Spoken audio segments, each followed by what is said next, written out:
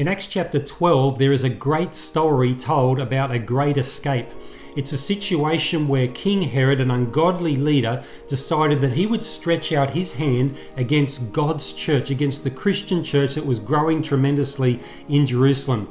So he decided to put James to death with the sword. That is James, the brother of John, one of Jesus' 12 chosen apostles. But Herod, the height of him, decided that he would just take action and kill him.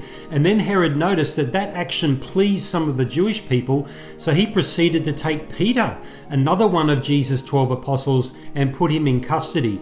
And then the important development in the story is how the church responded to this, what the Christians did. They didn't wring their hands, they didn't fret, they didn't say, this is hopeless, there's nothing we can do here. They didn't go on a street march. They certainly didn't go and knock on Herod's door to protest, because that wouldn't do any good. So what did they do? They took this action. We read this in Acts chapter 12. It says that Peter was kept in prison, but earnest prayer for him was made to God by the church. The church got down to serious, fervent, earnest prayer for Peter. We read a little bit later in the story that they were gathered, many of them were gathered together in a house, the house of Mary, not Mary the mother of Jesus, but another Mary in the early church. They were all gathered in a house praying for Peter.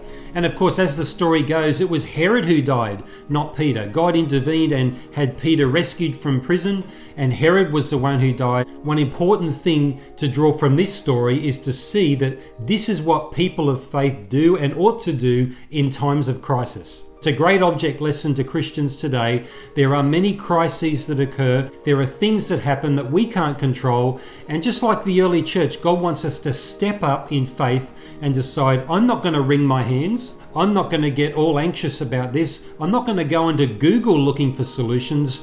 I'm going to pray. And having that as our default position, that we're going to meet this challenge with prayer, and on many occasions calling a prayer meeting, getting a group of people together and saying, look, we've got a situation on our hands here, but we're not just going to curl up. We're going to pray.